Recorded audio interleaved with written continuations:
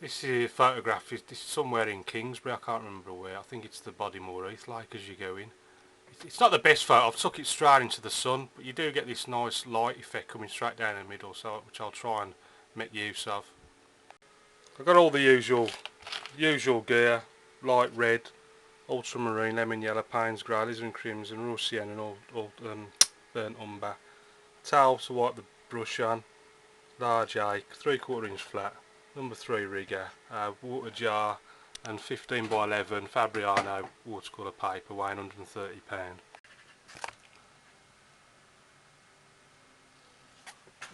So I'm going to start just by giving the paper a good soaking all over, using the large ache, just clear water.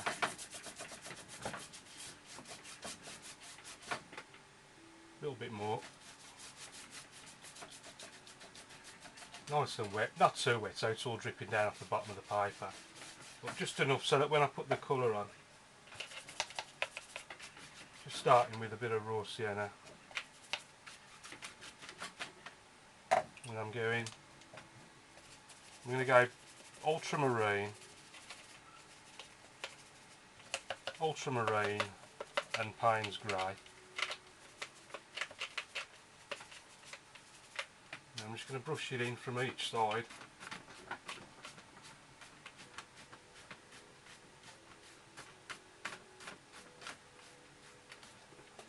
Same again, exactly the same. I'm obviously conscious that all the time the paper's drying, and once it's dry, obviously you don't really get these soft edges anymore. You can re-wet it and then go again. But I like to get it all in the first attempt.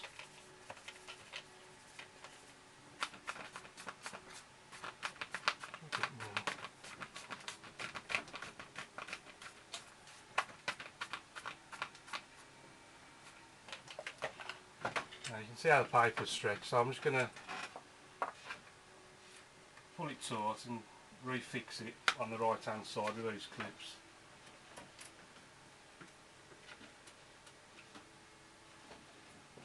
So I've got a flat surface to work with again now.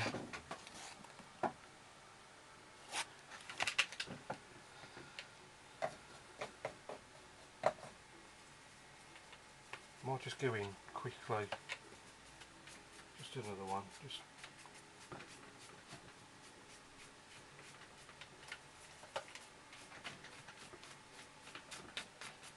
to try and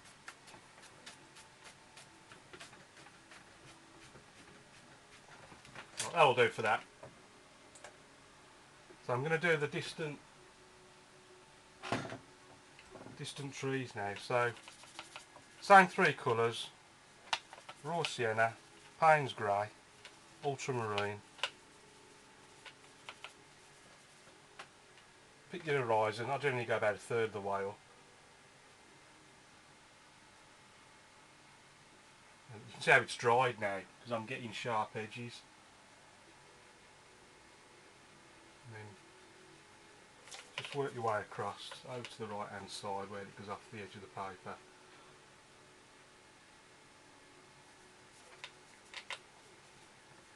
And then just trying to keep it parallel to the bottom of the page.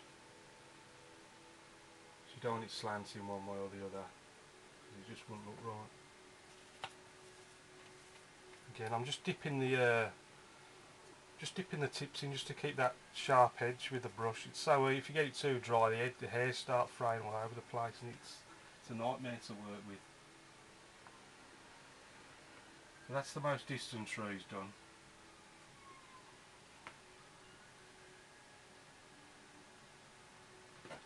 There's a few more. There's another sort of 4 coming out over from the left. There's slightly nearer and bigger.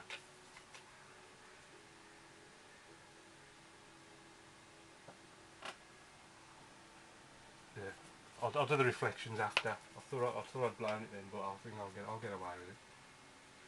Not so worried. And this one's bigger.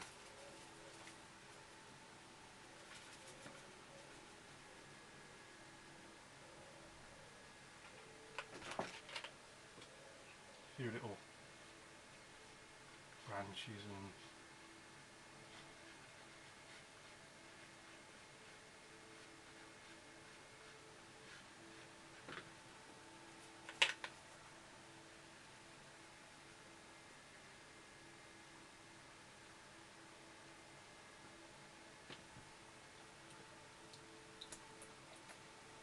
that's that bit in. So before I do any more, I'm going to give it a quick dry. Quick dry with the hairdryer. I do miss this hairdryer when I'm painting outside.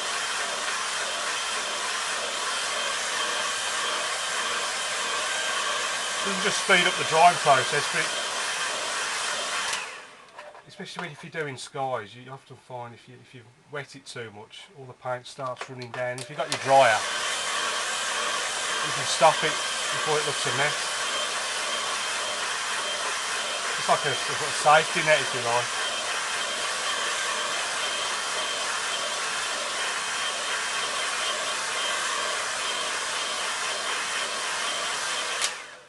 I wanted to make sure this was dry because otherwise, when I did that, it was going to go all over the place.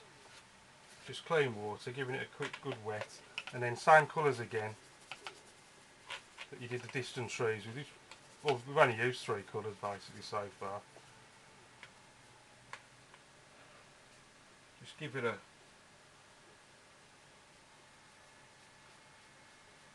just pull it down, obviously as far down as that is high. Doesn't have to be absolutely bang on, but as long as it's there or thereabouts, it should look quite effective. And obviously the same on the left hand side.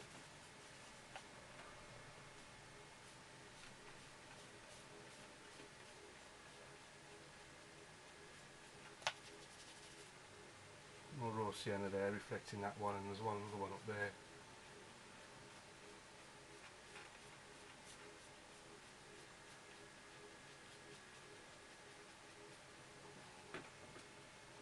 That's about it. Yeah, we've got a quick dry.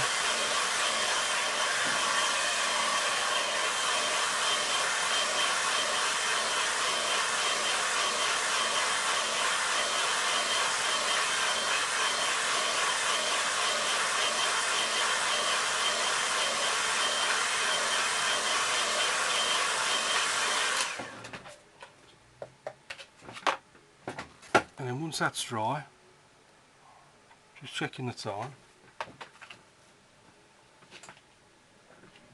In fact, I'll just pull this tight first. I just want this as flat as I possibly can.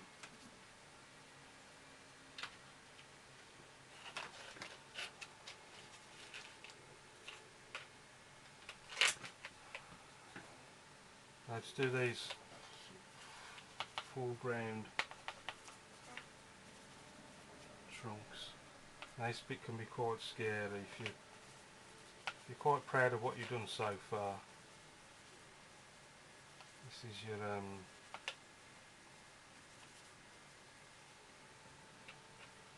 test of nerve.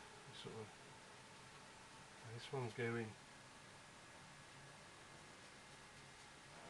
up there, around.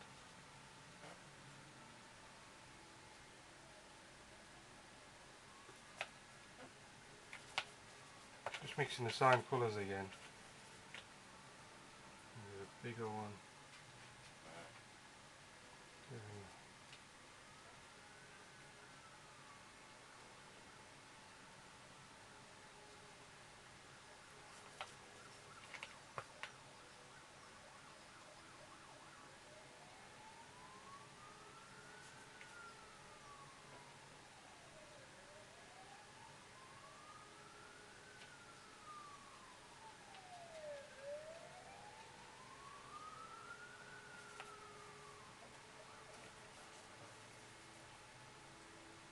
One over this side.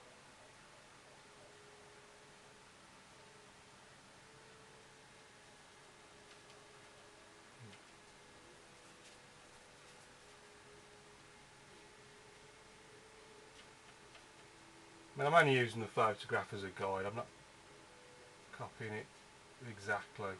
Doesn't have to, but as long as it's there or thereabouts.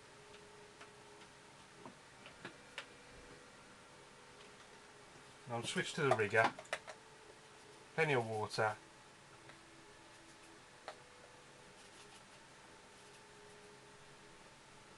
And a few more of these.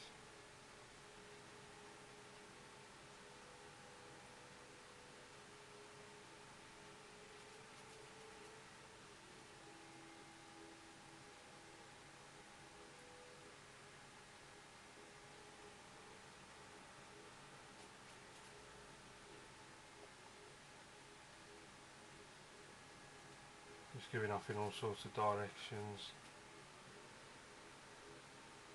More down here.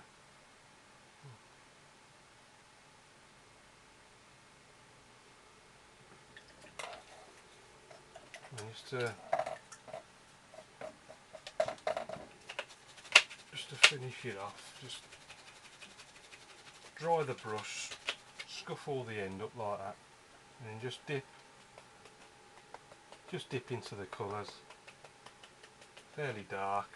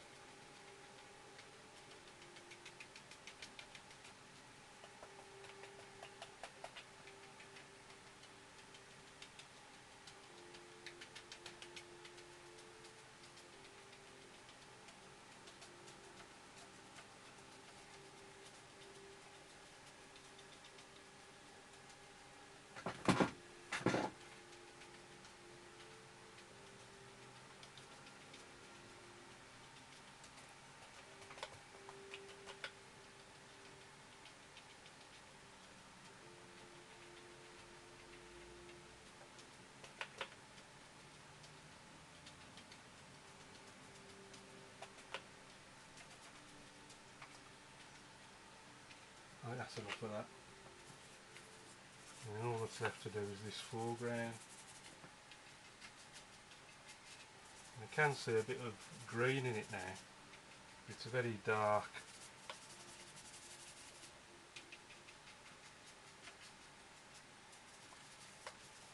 green.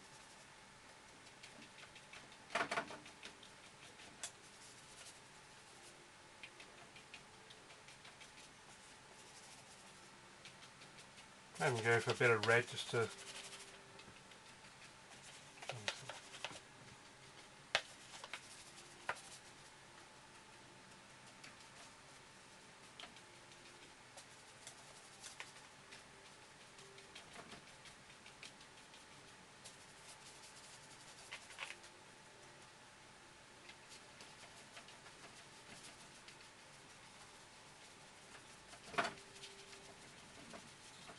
just twisting it round, just trying to get random shapes basically.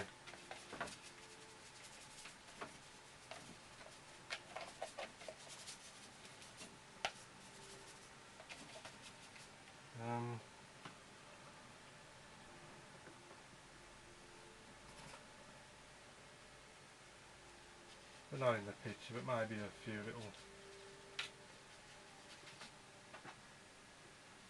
little rocks here and there.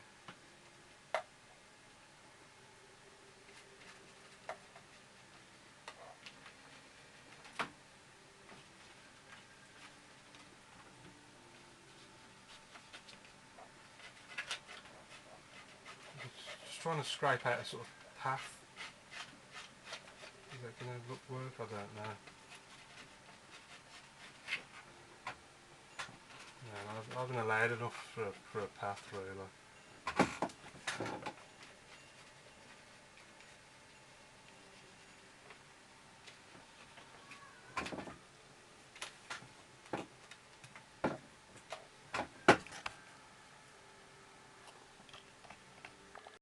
Thanks for watching, and I'll see you again soon.